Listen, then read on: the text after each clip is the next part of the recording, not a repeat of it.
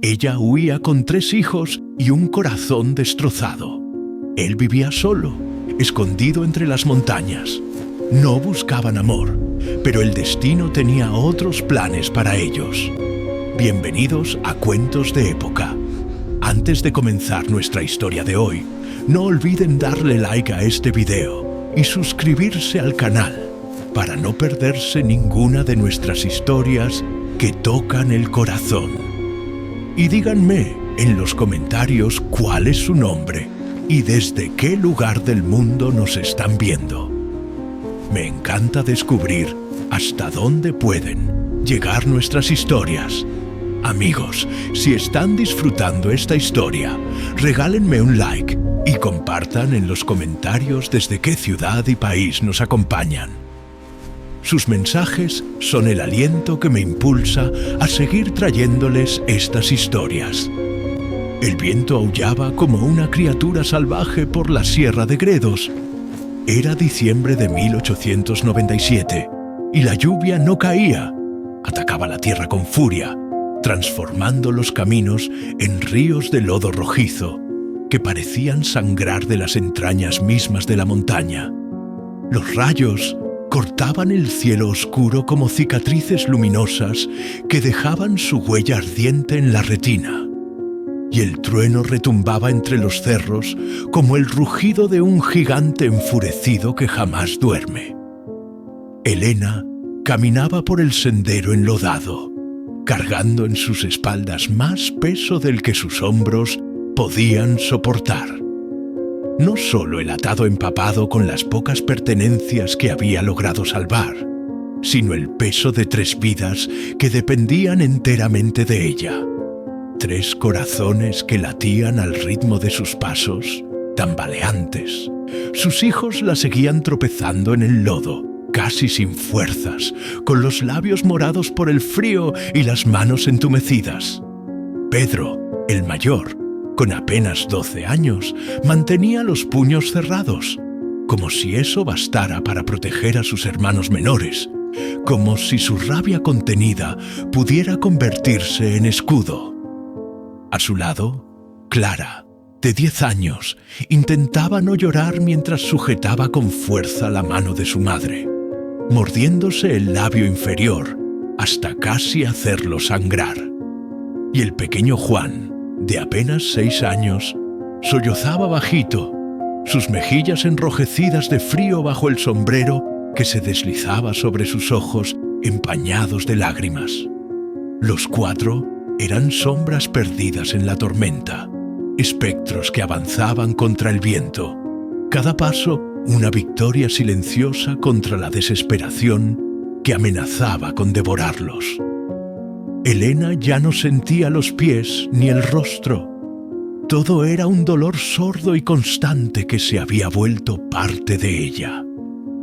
Las lágrimas que a veces escapaban de sus ojos se congelaban antes incluso de llegar a su barbilla, dejando rastros helados en sus mejillas agrietadas. Pero ella no podía detenerse, no podía rendirse. No después de lo que Francisco había hecho. La voz cruel de su marido aún resonaba en su memoria como una campana rota que no dejaba de sonar. «Arréglate sola, Elena. Siempre lo has logrado antes». Y partió montado en su caballo bayo, sin mirar atrás, sin una palabra de despedida, dejándola con un saco de harina de yuca y una promesa vacía de que volvería cuando las cosas mejoraran, una promesa que ella sabía que jamás se cumpliría. No era la primera vez que Francisco desaparecía por semanas, pero esta vez no hubo despedida, no hubo explicación. Solo el ruido de la puerta golpeando contra el marco y el sonido de los cascos del caballo alejándose en la lluvia como un latido que se apaga. Ahora, 3 días después, cada músculo del cuerpo de Elena gritaba por descanso. Sus piernas temblaban con cada paso y su espalda ardía como si cargara piedras al rojo vivo. Pero ella no podía rendirse, no mientras aquellos ojitos aún la siguieran con confianza. no mientras sus hijos creyeran que mamá podía salvarlo todo. Fue entonces cuando lo vio, una pequeña luz titilando entre los árboles cubiertos de lluvia, una ventana iluminada, casi invisible a través de la cortina de agua que caía del cielo como si los cielos mismos lloraran. Elena no supo si era un milagro o una alucinación causada por el agotamiento extremo, pero dirigió sus pasos tambaleantes hacia aquella esperanza, hacia aquella luz que brillaba como una estrella caída en medio de la oscuridad. Sus hijos la siguieron como cachorros exhaustos, tropezando con las piedras resbaladizas del camino, aferrándose unos a otros para no caer. La caminata hasta la casa fue una eternidad que se medía en latidos desesperados y respiraciones entrecortadas. Cada metro era una lucha contra el cuerpo que ya no obedecía, contra las piernas que amenazaban con doblarse, pero finalmente llegaron y se dejaron caer contra la puerta de madera pesada como náufragos contra una roca salvadora. Elena golpeó con lo poco de fuerza que le quedaba. 1, 2, 3 llamadas débiles que apenas se escuchaban sobre el rugido de la tormenta. Nada, solo el silencio aterrador de la indiferencia. Golpeó nuevamente, más fuerte, intentando gritar, pero la garganta seca no permitió que saliera más que un murmullo ronco que se perdió en el viento. La puerta se abrió de golpe. Un hombre apareció en el umbral, alto, envuelto en una camisa de lana gruesa, con barba cerrada y ojos que no demostraban sorpresa, ojos grises como el invierno mismo. No dijo una palabra al ver a la mujer empapada, temblando, con 3 niños aferrados a su falda mojada. Solo los observó en silencio durante lo que pareció una eternidad. Sus ojos eran como el invierno, fríos, serenos, pero no crueles. Había algo en ellos que Elena no podía descifrar. Elena bajó la mirada esperando ser rechazada, preparándose para escuchar la puerta cerrarse en su cara, pero el hombre dio un paso atrás. «Entren», dijo con voz grave y ronca, profunda como un pozo. Solo eso, nada más. Elena casi se desplomó al empujar a los niños hacia el interior de la casa, sus rodillas cediendo por fin. El calor los envolvió como una ola salvadora que los rescataba del océano helado. El piso de madera crujió bajo sus pies mojados. Cada tabla parecía cantar una bienvenida. El fuego en la chimenea crepitaba con fuerza y el olor a humo y madera quemada llenó el aire como un abrazo tibio que no esperaban recibir. El hombre se movió con eficiencia silenciosa, cada gesto medido y preciso. Trajo mantas, acercó bancos al fuego, sirvió agua tibia en tazas de hierro forjado que quemaban las manos pero calentaban el alma. «No es mucho», dijo mientras cubría a Juan con una manta gruesa que olía a cedro y seguridad. «Pero es mejor que la lluvia». Elena intentó agradecer, pero la voz no salía. Las palabras se atascaban en su garganta cerrada, por la emoción. Se limitó a asentir con la cabeza mientras quitaba lentamente las ropas mojadas de los niños, los guantes rígidos de frío, los chales empapados, las botas llenas de lodo. Pedro ayudó a Clara a quitarse el abrigo con manos torpes pero cuidadosas.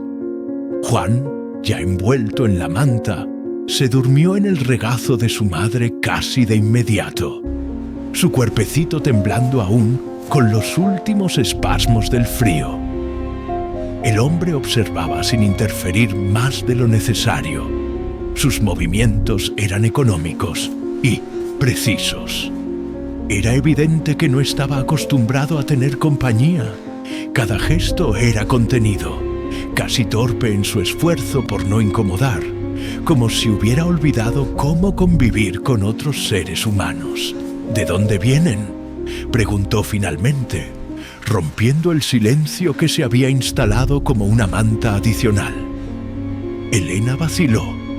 Las palabras se le atoraban en la garganta, pero el calor de la sala, la manera en que él no había preguntado nombres o razones al abrir la puerta, la hizo responder con un hilo de voz. 3 días de camino desde Talavera de la Reina. La carreta se rompió en la primera lluvia. Vinimos a pie. El hombre asintió despacio, procesando la información sin juzgar. No hizo más preguntas, respetando el silencio, como si entendiera que algunas historias duelen demasiado para contarlas de inmediato. «Me llamo Miguel», dijo por fin, con una voz que sonaba oxidada por falta de uso. «Miguel Enrique de Silva». Elena parpadeó, sorprendida por la humanidad en aquel gesto simple, por la manera en que se presentaba como si ella mereciera conocer su nombre. «Elena de los Santos», respondió con un hilo de voz que apenas se escuchaba sobre el crepitar del fuego. «Estos son Pedro, Clara y Juan». Miguel miró a los niños, deteniéndose especialmente en Juan, que suspiraba dormido como si el infierno hubiera sido reemplazado por un nido cálido y seguro. El hombre asintió sin sonreír, pero con algo nuevo brillando en sus ojos, una chispa de algo que llevaba mucho tiempo apagado. «¿Están seguros aquí?», dijo simplemente, y esas palabras sonaron como un juramento solemne. Elena quiso creer, quiso mucho, pero aún no sabía que aquel hombre de palabras secas y alma herida estaba a punto de cambiar sus vidas para siempre. El mañana llegó sin avisos, filtrándose a través de la ventana empañada, como una promesa tímida que no se atreve a gritar. El fuego había disminuido, pero aún estaba encendido, su luz trémula proyectando sombras suaves en las paredes de madera que parecían acariciar el espacio. Elena abrió los ojos antes que todos, el cuerpo dolorido como si la hubieran golpeado, pero en paz por primera vez en días, una paz que no recordaba haber sentido jamás. Por un instante no recordó dónde estaba, solo sintió el calor, una manta sobre sus hombros y el murmullo de la madera chasqueando en el fuego. Pero al girar la cabeza lo vio. Miguel estaba de pie junto al fogón de leña, en silencio, con una taza de lata entre sus manos enormes y curtidas. Su mirada estaba fija en la ventana, aunque parecía ver más allá del paisaje mojado, como si buscara algo en su propio pasado, en los rincones oscuros de su memoria. Elena se sentó con cuidado, intentando no despertar a Juan, que aún dormía acurrucado a su lado con el pulgar en la boca. A su derecha, Clara y Pedro compartían una manta y el mismo sueño profundo. Las mejillas ahora son rosadas por el calor que había vuelto a sus cuerpos. «Buenos días», dijo Elena, casi susurrando como si temiera romper el hechizo. Miguel asintió sin voltearse, su perfil recortado contra la luz grisácea. «El café está caliente, aunque es fuerte como el demonio». Elena sonrió levemente, apenas curvando los labios. Aquella frase seca y sin florituras tenía algo de ternura disfrazada, como una caricia torpe de quien no recuerda cómo dar afecto.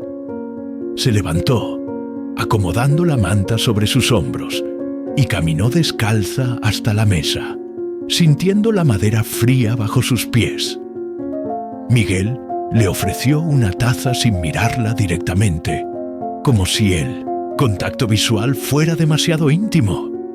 Sus manos se rozaron por un instante cuando ella tomó la taza. Fue casi imperceptible, pero no fue indiferente. Una corriente eléctrica pareció pasar entre ellos.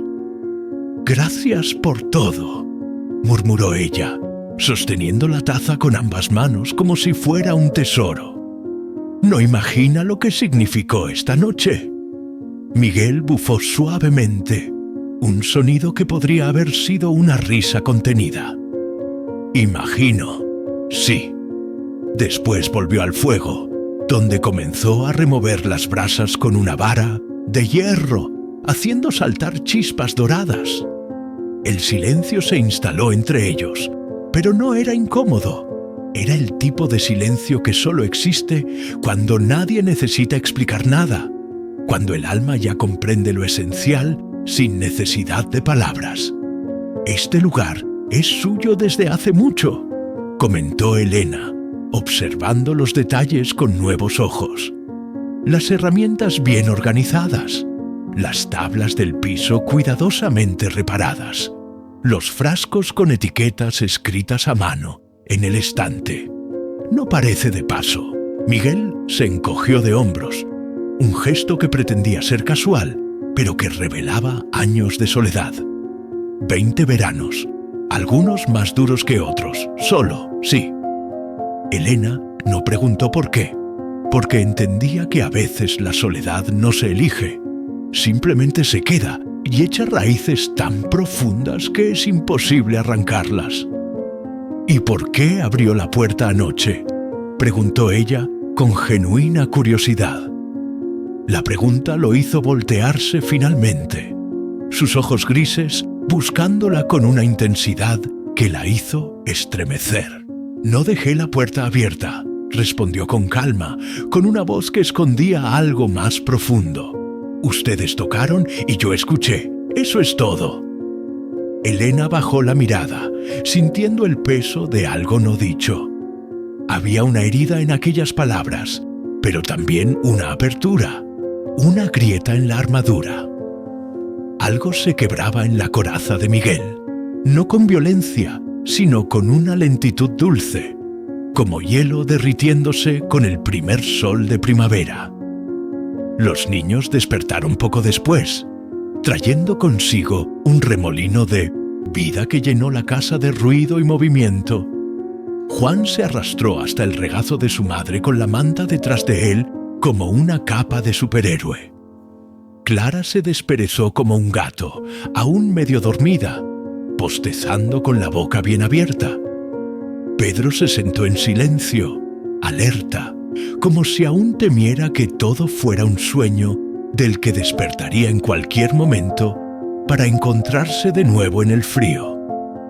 Miguel preparó el atole de maíz sin pedir ayuda, moviéndose por la cocina con la seguridad de quien conoce cada centímetro de su espacio, y lo sirvió en platos hondos de madera tallada a mano. No hablaba mucho, pero sus acciones eran firmes y constantes, cada gesto cargado de intención. Calentó leche, cortó pan, encendió más leña hasta que la casa se sintió como un refugio inexpugnable. Después del desayuno, salió con Pedro a buscar agua al pozo. El niño caminaba con pasos inseguros sobre la tierra mojada, pero lo hacía con determinación, con la barbilla levantada y los hombros echados hacia atrás. Elena los observó desde la puerta con el corazón apretado y una pregunta sin forma creciendo en su pecho como una enredadera. ¿Qué estaba haciendo ahí y por qué? Por primera vez en tanto tiempo, no quería estar en ningún otro lugar. Clara y Juan jugaban con pedazos de madera que habían encontrado en una cesta junto a la chimenea, un caballito sin cola, una muñeca tallada de forma simple, pero que despertaba sonrisas en sus rostros iluminados. Elena se agachó con ellos, repartiendo cariño, con caricias en el cabello, aún sintiendo el calor del café en el pecho y en el alma. Cuando Miguel y Pedro volvieron cargando cubetas con agua limpia y cristalina, el niño jadeaba, pero estaba orgulloso, su pecho inflado como el de un guerrero victorioso. Miguel lo dejaba hacer, vigilando con el rabillo del ojo, sin interferir, permitiendo que el muchacho se sintiera capaz y valioso. «Buen trabajo», dijo simplemente, dando una palmadita leve en el hombro de Pedro, un gesto masculino que el niño había anhelado por tanto tiempo. El niño alzó la barbilla con dignidad, sintiéndose por primera vez en mucho tiempo como un hombre. Durante el resto del día se respiró algo diferente en aquella casa, algo que ni el frío ni los recuerdos lograban aplastar. La sensación de hogar, esa cosa indefinible que no se compra ni se construye, sino que simplemente nace. Elena cocinó una sopa con lo poco que encontró en la despensa, y Clara la ayudó a pelar papas con manos pequeñas y cuidadosas, concentrada en su tarea como si fuera lo más importante del mundo. Juan dibujaba con carbón en un pedazo de tela vieja, creando mundos completos con trazos torpes. Y Miguel, bueno, él los observaba en silencio, sentado en su silla junto al fuego, tallando figuras de madera sin prisa, pero su mirada se detenía de vez en cuando en Elena. Y cuando eso sucedía, era como si el mundo entero dejara de girar y solo existieran ellos dos. Al caer la tarde, Miguel trajo una manta más gruesa y la extendió junto al fuego con gestos lentos y deliberados. «Pueden dormir aquí otra noche», dijo con voz baja pero firme, que no admitía discusión. «La lluvia aún no ha pasado del todo». «Gracias», dijo Elena, y esta vez su voz no tembló. Esta vez había certeza en sus palabras. Antes de dormir, se sentó a su lado. Ambos miraban las brasas sin hablar, hipnotizados por el baile eterno del fuego. El crepitar de las llamas llenaba la sala con su lenguaje secreto, una conversación antigua que solo ellos parecían entender. «No somos una carga», dijo ella de repente, sin mirarlo, con la vista fija en las llamas danzantes. «Sé que puede parecer así, pero prometo que no vinimos a instalarnos, a menos que nos pidan quedarnos». Miguel no respondió de inmediato. Dejó que el silencio se extendiera entre ellos como un puente. Dejó la figura de madera que estaba tallando, un pajarito de alas abiertas que parecía a punto de echar a volar, sobre la mesa. Entonces giró la cabeza y la miró completamente, sin reservas ni escudos. «La lluvia no pregunta cuánto tiempo te vas a quedar», dijo con una voz que arrastraba años de soledad. «Ella simplemente cae, y si no estás preparado, te arrastra consigo». Elena lo miró sin comprender del todo, frunciendo levemente el ceño. «Yo estuve arrastrado por mucho tiempo», añadió él, con palabras que parecían arrancadas de lo más profundo de su ser. «Hasta anteayer». Sus palabras flotaron en el aire como vapor sobre café caliente, llenando el espacio entre ellos. Elena quiso decir algo, pero no fue necesario. Las palabras habrían arruinado el momento. Se quedó a su lado en silencio, sintiendo el peso cálido de su presencia, hasta que los ojos comenzaron a cerrarse. Y aquella noche, por primera vez en años, Miguel Enrique de Silva no se sintió solo en su propia casa, y Elena no tuvo miedo del mañana. El tercer día amaneció con el canto estridente de los mirlos y un cielo de plomo que no prometía ni sol ni tormenta, solo aquella calma incierta que antecede cambios importantes, esa quietud engañosa que hace que el aire se sienta denso. Elena despertó antes del alba, como si su cuerpo supiera que algo estaba por suceder, como si sus instintos la alertaran. Se levantó despacio, cubriendo a Juan con la manta hasta la barbilla, asegurándose de que estuviera bien arropado, antes de caminar descalza por la casa. Miguel ya estaba afuera. Ella lo vio por la ventana, rajando leña junto al cobertizo. Su silueta se recortaba contra la luz grisácea, como un roble antiguo, firme, resistente, inamovible, Cada golpe del hacha era seco, preciso, metódico. No había rabia en sus movimientos, solo constancia, solo el ritmo hipnótico del trabajo bien hecho. Elena observó en silencio por algunos momentos, con los brazos cruzados sobre el pecho, sin saber exactamente por qué se formaba un nudo en la garganta al verlo así, tan concentrado, tan en paz consigo mismo. No era amor todavía, pero se acercaba peligrosamente, como una marea que sube sin que te des cuenta hasta que el agua te llega a los tobillos. Poco después salió al porche envuelta en su chal, el aire frío mordiéndole las mejillas. Miguel no se sorprendió al verla, como si hubiera sentido su presencia. Solo se detuvo un instante, limpiándose el sudor de la frente con la manga de la camisa a pesar del frío, y asintió como si la presencia de ella fuera tan natural como la llovizna matinal. «¿Frío?», preguntó él, con esa economía de palabras que lo caracterizaba.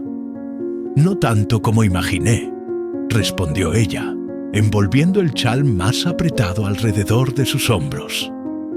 Miguel le ofreció un pedazo de leña recién cortada para el fuego, el aroma a madera fresca llenando el espacio entre ellos. «Mejor secarla ahora, antes de que llegue otra tormenta».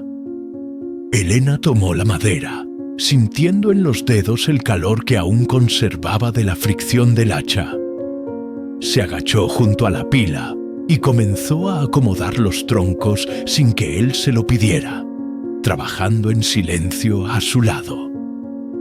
Durante largos minutos trabajaron así, como dos piezas de un rompecabezas que ya habían descubierto cómo encajar, sus movimientos sincronizados sin esfuerzo. «Pedro me dijo que le enseñaste a usar el hacha», comentó ella, sin mirarlo directamente. Miguel asintió, sus manos continuando su trabajo sin pausa. «Tiene buen brazo, falta técnica, pero eso se aprende con tiempo y paciencia». Elena sonrió, una sonrisa pequeña pero genuina. Él no suele confiar en nadie tan rápido. Es cauteloso como su madre. «Yo tampoco», dijo él, mirándola por primera vez en la conversación, sosteniéndole la mirada. Elena sintió el peso de aquella mirada penetrante. No era incómodo, pero sí intenso, como si Miguel estuviera intentando verla entera, más allá del cansancio, más allá de la madre desesperada, como si tratara de encontrar a la mujer que ella había sido antes de que la vida se partiera a la mitad. Aquella tarde, el ambiente dentro de la casa fue diferente, más cálido, más vivo, como si las paredes mismas respiraran con más libertad. Los niños jugaban junto a la chimenea con una energía nueva que parecía brotar de la seguridad recién encontrada. Clara había encontrado un retazo de tela y lo transformaba en muñeca con la ayuda de su madre, sus dedos pequeños trabajando con concentración absoluta. Pedro leía una hoja que Miguel le había dado, una página suelta de un libro antiguo de historias de caballeros y dragones, e intentaba pronunciar las palabras difíciles en voz alta, su lengua tropezando con las sílabas complejas. Y Juan no se apartaba de Miguel. El niño lo seguía como una sombrita pequeña, con la devoción incondicional de los muy jóvenes. Ayudaba a poner leña, imitaba sus pasos con exageración cómica, preguntaba si los mirlos tenían nombres propios y si las estrellas se apagaban durante el día. En cierto momento, hasta se subió a su regazo sin pedir permiso, con la naturalidad con que los niños se entregan cuando se sienten protegidos, cuando saben que los brazos que los sostienen no los dejarán caer. Miguel no, lo apartó, acomodó mejor la manta en el niño y continuó tallando madera, como si aquel cuerpecito pequeño fuera parte de su rutina desde siempre, como si estuviera hecho para sostener niños. «¿Qué estás haciendo?», preguntó Juan con voz somnolienta, sus párpados peleando contra el sueño. «¡Un pajarito!», respondió Miguel con paciencia infinita. «Para tu hermana. Pero si quieres uno, puedo hacer un caballo». Juan asintió con entusiasmo, los ojos brillando con emoción renovada. «Uno grande y manso. Los más grandes suelen ser los más mansos», dijo Miguel, sin mirar a Elena, aunque sabía que ella escuchaba cada palabra, aunque podía sentir su mirada sobre él. Después de la cena, cuando los niños ya dormían y solo quedaban el siseo del fuego y el canto distante de algún búho cazando en la noche, Elena y Miguel compartieron un último café junto a la chimenea, sus tazas humeantes creando espirales de vapor en el aire. No era costumbre, pero estaba comenzando a convertirse en un ritual silencioso que ninguno de los dos quería admitir que esperaba con ansiedad. «Gracias por el día de hoy», dijo ella, mirando las llamas con ojos que reflejaban su luz dorada.